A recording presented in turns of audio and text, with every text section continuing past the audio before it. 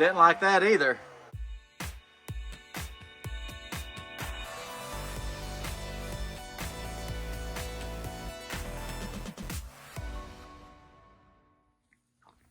So this Exodus 1500 has a 1500 watt inverter. It's capable of going to 1700 watts and an overclocking feature they have, and surge up to 3600 to start larger inrush demanding devices.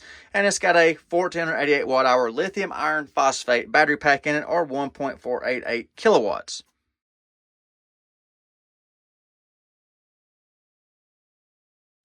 I'll get you a good clean shot of this. So you can see right there, there's the model number SO15, which is the Exodus 1500, and the battery is a lithium iron phosphate, 46.5 amp hours at 32 volts.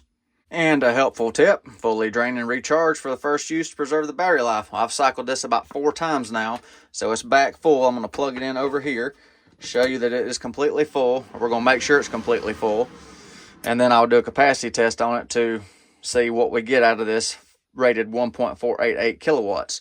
So the charger is plugged in.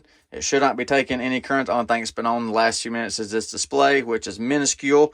So you can see it is plugged in right here and nothing going into the unit, so it should be full. So now I'll do a capacity check on this machine. So I'll turn the AC output on the Exodus 1500. So there we go right there. The energy meter should pick up here in just a second once I get power out of the receptacles, and it is picking up. Let me reposition so we can see the display. And the output on the Exodus 1500 is 121.7 volts. And a little check of the sine wave right there. So, you know, looks pretty good. I don't see any distortion or anything like that. I'll check it again once I put it under load. All right, now I'll start the capacity test on the Exodus 1500. I've got a battery charger right here. I'm charging back to a lithium iron phosphate battery. So I'm going to plug the charger into the energy meter. I'm going to see how much power I get out of this Exodus 1500. So I'll let the load stabilize and we'll get some readings and we'll let it rip. All right, the test is underway. 424 watts indicated on the Exodus 1500 display, 401.6 watts on the energy meter. So you can see 0.004 of a kilowatt hour through the machine. So we're looking for 1.488. We probably won't get that because of the inverter losses and things like that, but so still early in the test. I went in and put the little oscilloscope back on, check out the wave, and we're getting some choppiness and some flattening of the top and bottom of the curve on the sine wave off of that little charger right there. So maybe the power factor correction in the inverter on this Exodus 1500 is not that great. Our power factor is 0.66. So showing you everything I'm seeing. So I pulled the charger off the Exodus 1500. You can see it's sitting there idle right now. I took the charger and plugged it into a 12 volt rig. So you can see right there, a more robust inverter handles that charger a little bit better. So showing you everything I'm seeing. This charger on for the load. Sorry to change on you in the middle of the test, but different load, 651 watts, and it's got a 1.00 power factor on it. So you know, it's getting along just fine with that. Just hit the 0% mark at 1.155 kilowatt hours. So see how much more it's got before the inverter shuts off.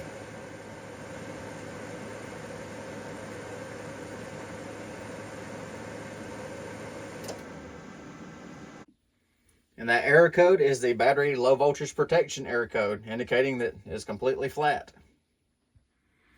So the Exodus 1500 delivered 1251 watt hours out of a possible 1488 rated battery pack. You never get 100% efficiency out of these power stations because you have losses through the inverter that's in here, the BMS, the controls, the electronics, things like that. So it come out to be 84% of its rated, you know, delivering AC power. You know, that's a little bit below average. The standard on most power stations are between 85 and 88, with some high-end machines getting around 90. So this one's just a smidge below average. Then again, I pulled it at 600 watts the entire test, so I may have lost 1% or 2 to heat pulling it hard because the cooling fan was energized the entire time.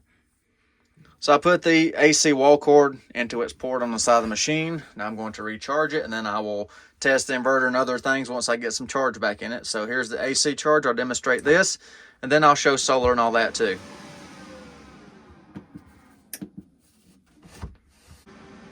And so here is the unit charging at the 800 watt setting on AC input.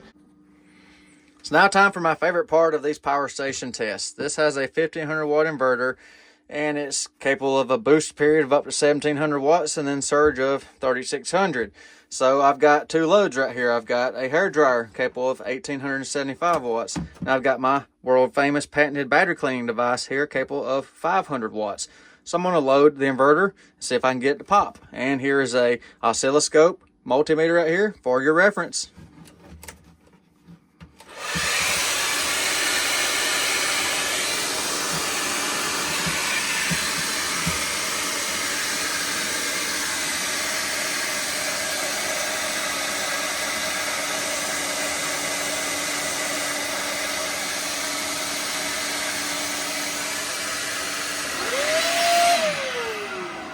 Oh, it did not like that. Immediately tripped off turning on the battery cleaner.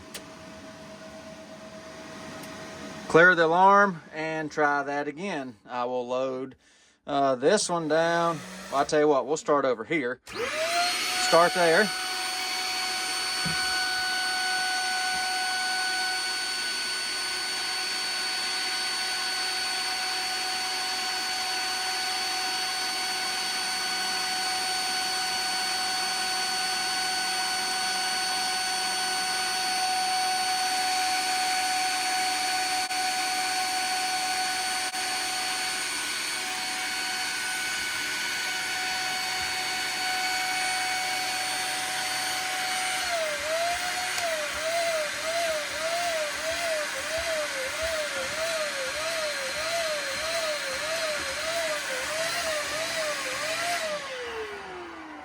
Didn't like that either. I lost the whole machine that time, not just the inverter output. I have nothing.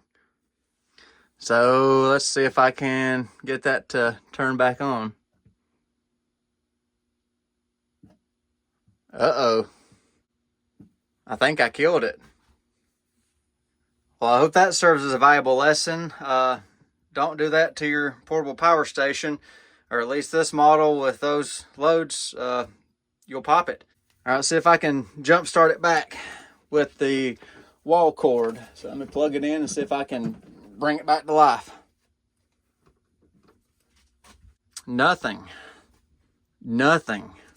I think I really did kill it. I did. I killed it. Okay. 20 more minutes. Nothing's happened. So, yeah, it's dead. A lot of times you can jump start these power stations if you trip the BMSs and stuff in them, but check this out. I'm going through the solar. All right, cooling fan comes on. There we go. I did get the power back up. Okay, it did power back up. That code you saw on the screen right there was the EO24, total battery voltage too low. Now, we were close to, or 25, 26% state of charge, and that load that I had on there that killed it wasn't but just for a matter of a few seconds. So probably one of the strings of the batteries in there dropped below its low voltage cutoff on the pack. So the pack is dead. The BMS is, in fact, shut down like I had assumed a minute ago. So connect the AC charging cable. Well, that didn't work. So I may have destroyed the battery pack in it. I'll try one more time with the wall cord that I gave it a little jump start right there through its MPPT. Let's see if it fires back up now. Probably won't, because I bet either one of the bus bars on the batteries, come loose, or just got a weak set of cells dragging the whole pack down. But at 20-some-odd% state of charge, standalone 12-volt battery like them don't have no problem with big loads. They'll handle it. So something went wrong in this pack. So let me run the jump starter on it for a few minutes, see if I can bring that weak string of batteries up in this pack to bring it back to life. Okay, got the power supply back on. Make sure I got the current up. So there we go. EO24 alarm again. So maybe if I've got it alive, maybe I can plug in the AC wall cord and get it to charge again. Oh, maybe I saved it. So, hope y'all been watching this. Maybe a good troubleshooting lesson on this power station right here if you have a similar failure. So we'll see if it can track and charge that battery, unless that battery pack is in fact bad. Give it just a second. See if I pull the jump starter off now, will it stay online? Okay, at least it's staying online with the AC wall cord now. So the jump start did work to wake the BMS up inside this power station. So I'll remove that. And it's like it's pulsing right there, trying to bring that pack back up. So give it a few minutes. So I just left it sitting here for a couple hours, come back, and then I have no display again. It was on that wall cord right there, never did charge or do anything. I checked on it periodically, got bored with it, went and done some other chores and come back, and now I see a complete blank screen. So I guess the battery pack in this is bad. It's been long enough, plenty long enough now. If it was a thermal issue, a thermal switch, something like that, or a thermal temperature limit on the battery, anything like that, that should have completely cleared out now after a few hours. So it's a bad power station. It's no good. So I hope you enjoyed today's video on the Oupes Exodus 1500 right there. So, first one I've managed to kill. And I've tried to kill a lot of different equipment and things.